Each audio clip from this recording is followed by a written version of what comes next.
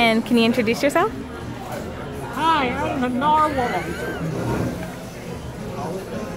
My name is Mad Cat, and I've been having an energy drink, so that's why I'm hyper. And I'm the Narwhal. Boop. There we go. And we're here at a meetup in Ohio. And we're at, what museum? What's the museum? The Air Force Museum? Well, this is Wright-Patterson's Air Force Base, the National Air Museum, I think it's called. There we go. That's where we're at. That's where the meetup was. And I was actually born in this Air Force Base, but haven't been here since I was 3, so this is like a big deal for me. That's awesome. Why didn't you come here since you were 3? Because I was trapped in Arizona. Well, I got trapped there too. Remember, I told you about it. So tell us a little bit about your screenplay and stuff that you're doing. That I'm part of voicing.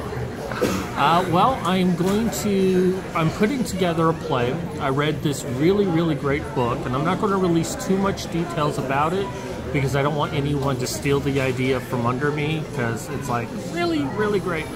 But it's about a dystopian world where the feminists have taken over and run the country.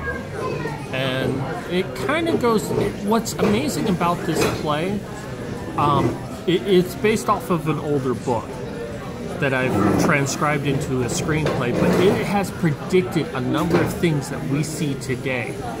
Some things are a bit more extreme, but we're starting to see some of the beginning of it. Like, one of the first things we notice is something, affirmative consent, where we have to get a yes. And this kind of shows its logical conclusion, where we now have to get a special license just to have sex with the opposite gender.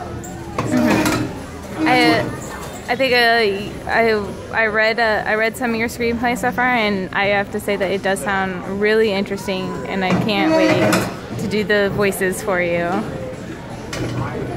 It's a very enthralling screenplay.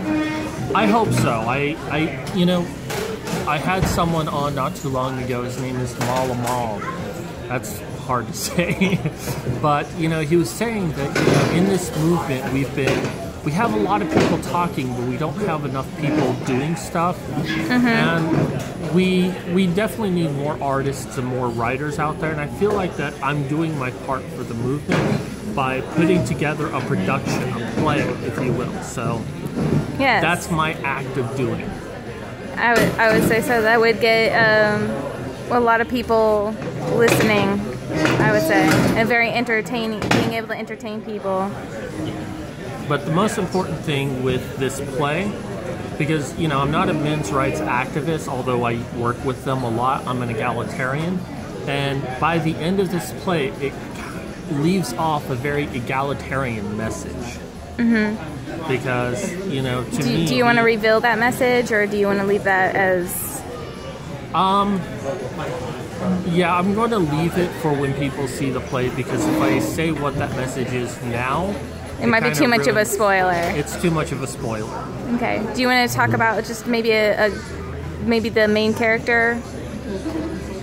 The main character is a male who is probably the first byproduct of the new feminist order, because his mother sent him off to basically an orphanage, but it was kind of like a re-education camp. And he basically grew up never knowing who his parents were, and from a very young age being taught that, he's a man, he's privileged, stuff like that. And then he grows up and he ends up getting a job in the city. And I think he's one of the few men that you can actually see around the city. So he's a very isolated character. Okay. Is there anything else that you would like to add for people to know? Well, you can find me on YouTube. I do have a regular channel there. I do videos with Modern Medusa. And she's under that name as well.